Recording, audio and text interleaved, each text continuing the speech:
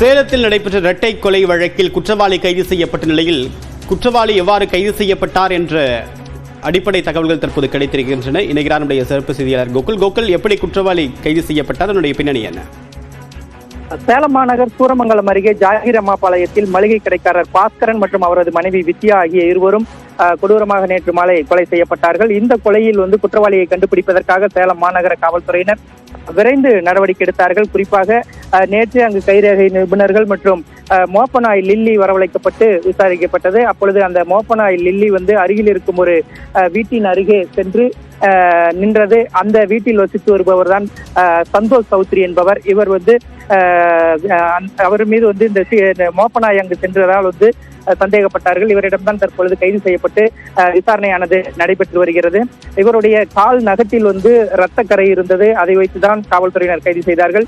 அதன் பின்னர் அங்க இருந்த சிசிடிவியில் பொழுது இவர் கைகளில் இரத்தம் கரை படிந்த கைகளோடு சென்ற அந்த சிசிடிவி காட்சியும் போலீசாருக்கு கிடைத்திருக்கிறது. முதலில் சந்தோஷ் சௌத்ரி என்பவர் தான் இந்த கொலைக்கு எதுவும் சம்பந்தமில்லை, நான் வீட்டிலேயே தான் இருந்தேன் என்று முதலில் தெரிவித்திருக்கிறார்.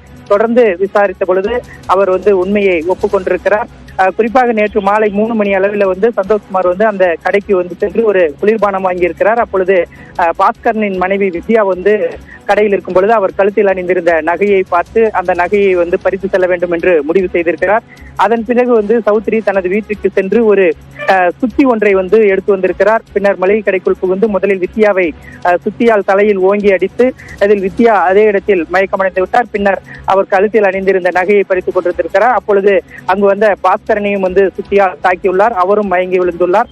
இதன் பின்னர் தான் அவர் அந்த கழுத்தில் அணிந்திருந்த நகைகளை எடுத்துக்கொண்டு அந்த கொலை செய்த இரத்த கரை படிந்த கைகளோடு அவர் அங்கிருந்து தனது வீட்டிற்கு சென்றிருக்கிறார்.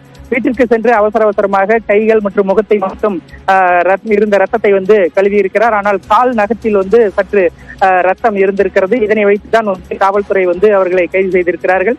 தொடர்ந்து அவரிடம் துருவி விசாரித்த பின்னால் அவர் கொலை செய்ததை அவர் தான் கொலை செய்தேன் என்பதை ஒப்புக்கொண்டிருக்கிறார்.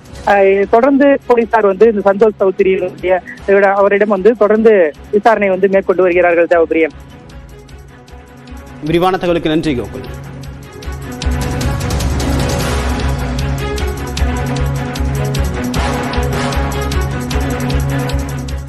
தொடர்ந்து எக்ஸ்பிரஸ் 18 செய்திகளை பார்க்கலாம்.